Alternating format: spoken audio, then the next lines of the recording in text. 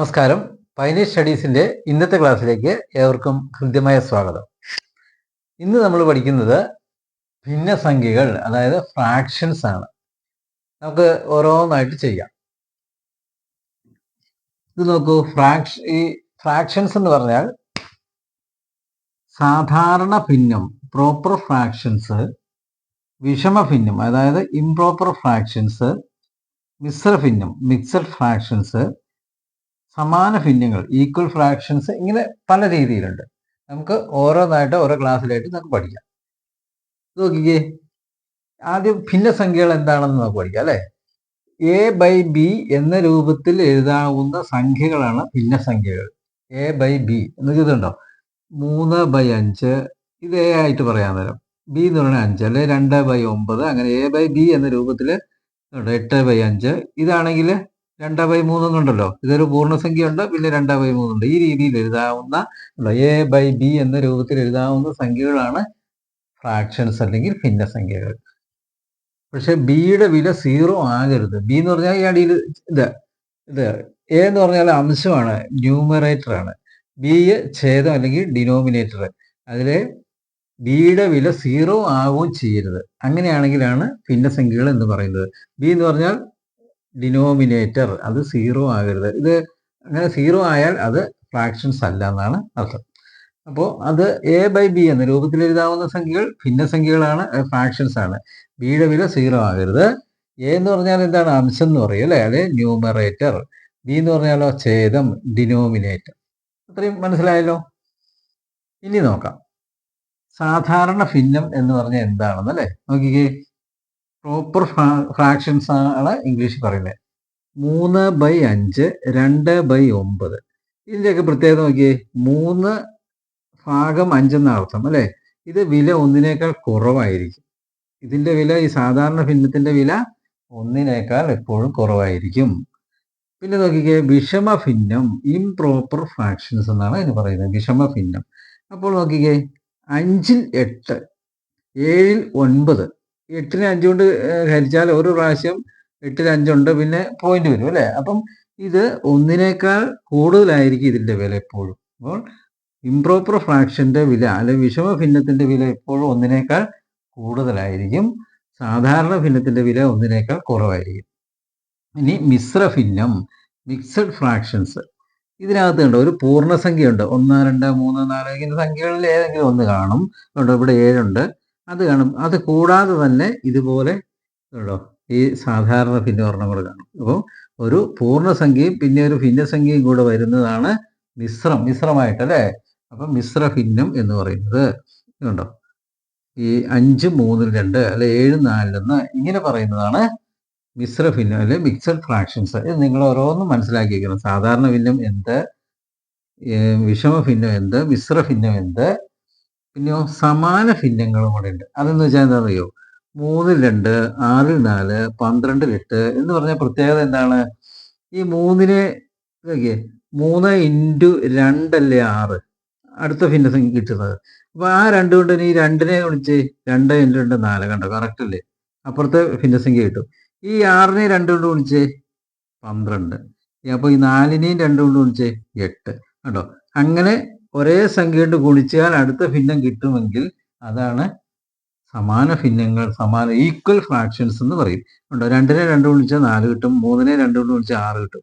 പിന്നെ വീണ്ടും അതിനെ 4 × 2 ആണ്, 4 × 2 8, 6 × 2 12 അല്ലേ. അപ്പോൾ ഒരേ സംഖ്യ കൊണ്ട് ഗുണിച്ചു കഴിഞ്ഞാൽ അടുത്ത ഭിന്നം കിട്ടുമെങ്കിൽ അതെന്താണ്, സമാന ഭിന്നങ്ങൾ, ഈക്വൽ ഫ്രാക്ഷൻസ് എന്ന് പറയും. അപ്പോൾ ഈ 4 രീതിയിലുള്ള ഭിന്നങ്ങൾ നിങ്ങൾ ഓർത്തു വയ്ക്കണം. സാധാരണ ഭിന്നം ഇതുണ്ടോ, 1 കുറവായിരിക്കും വില. വിഷമഭിന്നം 1 കൂടുതലായിരിക്കും, കണ്ടോ. അംശം വലുതായിരിക്കും. സാധാരണ ഭിന്നത്തിൽ അംശം ചെറുതാണ് അല്ലേ. ഇത് അംശം എന്ന് പറഞ്ഞാൽ മുകളിൽ അല്ലേ. ഇതുണ്ടോ, അംശം എന്ന് പറഞ്ഞാൽ ന്യൂമറേറ്റർ വലുതാണെങ്കിൽ വിഷമഭിന്നം, ചെറുതാണെങ്കിൽ സാധാരണ ഭിന്നം. മിശ്രഭിന്നമാണെങ്കിൽ അതിനകത്തൊരു ഇതുണ്ടോ, 5 എന്നുള്ള പൂർണ്ണസംഖ്യ എന്ന് പറയില്ല, 5 കാണും, പിന്നെ ഒരു ഭിന്നസംഖ്യയും കാണും. ഇതുണ്ട്, 7 എന്നുള്ളൊരു പൂർണ്ണസംഖ്യയുണ്ട്, പിന്നെ 4 എന്നുള്ള ഭിന്നസംഖ്യയുണ്ട്. അതാണ് മിശ്രഭിന്നങ്ങൾ എന്ന് പറയുന്നത്. സമാന ഭിന്നം എന്ന് പറഞ്ഞാൽ ഞാൻ പറഞ്ഞു, ഒരു സംഖ്യ കൊണ്ട് താഴെയും മുകളിലും കുടിച്ചാൽ അടുത്ത ഭിന്നം കിട്ടുമെങ്കിൽ അങ്ങനെ എഴുതി പോവുകയാണെങ്കിൽ അത് സമാന ഭിന്നങ്ങൾ, ഈക്വൽ ഫ്രാക്ഷൻസ് ആണ്. ഇത്രയും മനസ്സിലായല്ലോ. ഇനി ഒരു വിഷമഭിന്നത്തെ മിശ്രഭിന്നമാക്കി മാറ്റണം. ഏതാണ് വിഷമഭിന്നം എന്ന് പറയുന്നത്? ഇതിനകത്ത് ഇതാ വിഷമഭിന്നം. 5ൽ 8 എന്ന് പറയുന്നത്. ഇതുണ്ടോ? 5ൽ 8 എഴുതിയിട്ടാണ്. അതിനെ മിശ്രഭിന്നമാക്കണം എന്ന് വെച്ചാൽ ഇതുപോലെ ആക്കണം. എങ്ങനെ ചെയ്യാം? വളരെ എളുപ്പത്തിൽ ഞാൻ കാണിച്ചു തരാം.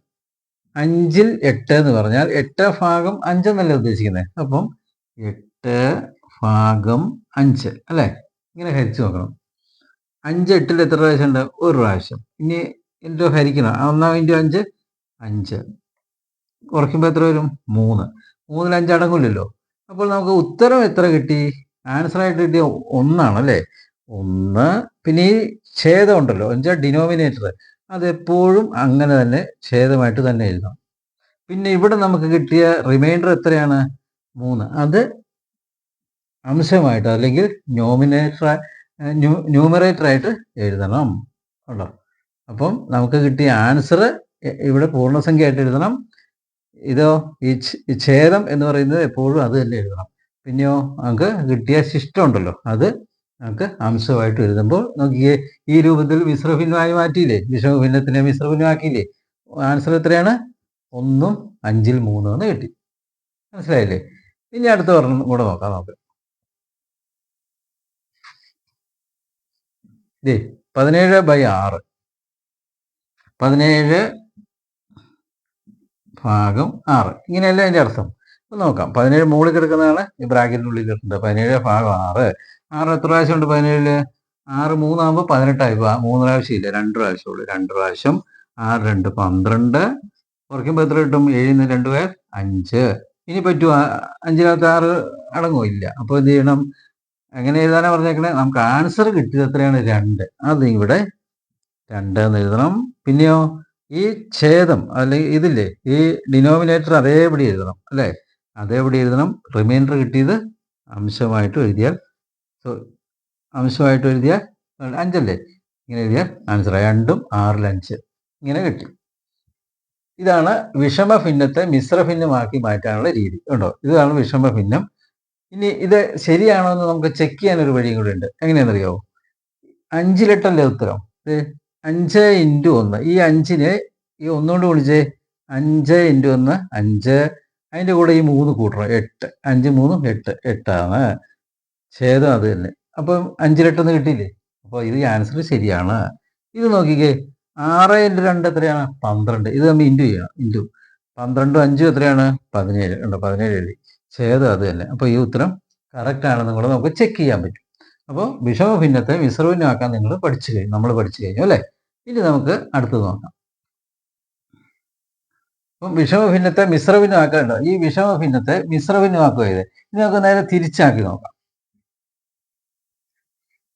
എന്ന് വെച്ചാൽ ഏതാണ്?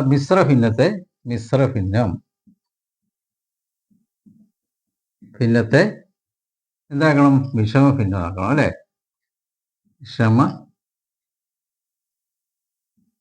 ഭിന്നമാക്കുക. എങ്ങനെയാക്കും? ഇതാണ് ഉണ്ടോ മിശ്രഭിന്നം. അതിനെ വിഷമഭിന്നമാക്കണം. 5 3 നമുക്ക് എഴുതാം. 5 3 2. അതിനെ ഈ രീതിയിൽ വിഷമഭിന്നമാക്കാൻ ഞാൻ കുറച്ചു മുമ്പ് ഉദാഹരണം കാണിച്ചു തന്നു. ഒന്നുകൂടെ കാണിച്ചു തരാം. എങ്ങനെ എഴുതും? ഈ 5ഉം 3ഉം കൂടെ ഇൻറ്റു ചെയ്യുക. 5 × 3 എത്രയാണ്? 15. അതിൻ്റെ കൂടെ ഈ 2 ഈ അംശം കൂട്ടുക. ഛേദവും പൂർണ്ണസംഖ്യയും കൂടെ ഗുണിച്ചിട്ട് അംശം കൂട്ടുക. 3 × 5 15. 15 + 2 17. ഛേദം അത് ഈ 3 അല്ലേ ഇവിടെ? ആ 3 അതേപടി എഴുതുക. ഇവിടെ ഇൻറ്റു ചെയ്ത് 3 × 5 15. 2 കൂടെ കൂട്ടി 17 എഴുതി. 3 അതേപടി എഴുതണം. ഇത് 3ൽ 17. ഇപ്പോൾ ഏത് രൂപത്തിലായി? വിഷമഭിന്നം ഈ രൂപത്തിലായില്ലേ? 5ൽ 8. ഈ മുകളിലത്തെ അംശം വലുതാകണം വിഷമഭിന്നം എന്ന് പറഞ്ഞാൽ. അത് ഓർത്തോണം. വിഷമഭിന്നം അങ്ങനെ അംശം വലുതല്ലേ? താഴെയല്ലേ ചെറിയ സംഖ്യ. അങ്ങനെ ആയില്ലേ? നോക്കിക്കേ, ആയി. അപ്പോൾ മിശ്രഭിന്നത്തെ നമ്മൾ വിഷമഭിന്നമാക്കാനും പഠിച്ചു. മുമ്പേ ആദ്യം നമ്മൾ പഠിച്ചത് വിഷമഭിന്നത്തെ മിശ്രഭിന്നമാക്കാനാണ്. ഇപ്രാവശ്യം മിശ്രഭിന്നത്തെ വിഷമഭിന്നമാക്കാനും നമ്മൾ പഠിച്ചു. ഒരെണ്ണം കൂടെ നമുക്ക് എഴുതി നോക്കാം. ഏതാണ്? 7 4 തന്നെ ആയിക്കോട്ടെ. 7 4 1. എങ്ങനെ ചെയ്യണം? 4ഉം 7ഉം കൂടെ ഇൻറ്റു ചെയ്യണം. 7 4 28. എന്നിട്ട് ഈ 1 കൂട്ടുക ചെയ്യേണ്ടത്. 7 4 28 1 29. ഇങ്ങനെയോ ഛേദം അതേപടി എഴുതണം അല്ലേ?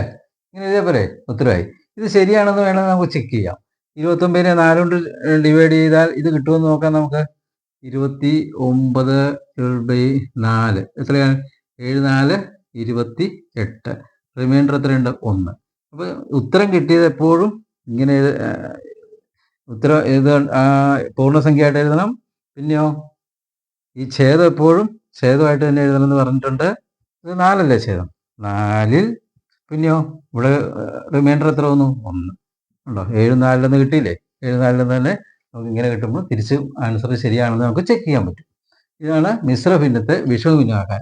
അപ്പോൾ നമ്മൾ ഈ 2 പഠിച്ചത്. വിഷമഭിന്നത്തെ മിശ്രഭിന്നമാക്കാൻ പഠിച്ചു. മിശ്രഭിന്നത്തെ തിരിച്ച് വിഷമഭിന്നമാക്കാനും നമ്മൾ പഠിച്ചു കഴിഞ്ഞു. ഇനി നമുക്ക് വേണ്ടത് ഈ ഭിന്നസംഖ്യയിൽ തന്നെ വളരെയധികം കാര്യങ്ങളുണ്ട്. ഇവ സാധാരണ ഭിന്നങ്ങൾ തമ്മിൽ ആഡ് ചെയ്യുന്നതിന്, കൂട്ടുന്നതിന്, വിഷമഭിന്നങ്ങൾ കൂട്ടുന്നതിന്, മിശ്രഭിന്നം കൂട്ടുന്നതിന്, ഇവ തമ്മിൽ ഈ 2 രീതിയിലുള്ള ഈ സാധാരണ ഭിന്നവും വിഷമഭിന്നവും തമ്മിൽ അവ തമ്മിൽ കൂട്ടുന്നതിന്, പിന്നെ ഹരിക്കുന്നതിന്, ഗുണിക്കുന്നതിന് എല്ലാ കാര്യങ്ങളും നമുക്ക് പഠിക്കാനുണ്ട്. അപ്പോൾ ഇന്നത്തെ ക്ലാസ് നിങ്ങൾ മനസ്സിലാക്കി എന്ന് ഞാൻ കരുതുന്നു. നമുക്ക് ഇനി ഓരോരോ ക്ലാസ്സിലായിട്ട് ഈ ഭിന്നസംഖ്യയുടെ ക്ലാസ്സുകൾ നമുക്ക് പഠിക്കാം. അപ്പോൾ ഇന്നത്തെ ക്ലാസ് നിങ്ങൾക്ക് ഇഷ്ടപ്പെട്ടെങ്കിൽ ലൈക്ക് ചെയ്യുക, ഷെയർ ചെയ്യുക, സബ്സ്ക്രൈബ് ചെയ്യുക, കമൻറ്റ് ബോക്സിൽ അഭിപ്രായങ്ങൾ രേഖപ്പെടുത്തുക. അടുത്ത ക്ലാസ്സിൽ കാണുന്നവരെ ഏവർക്കും നന്ദി.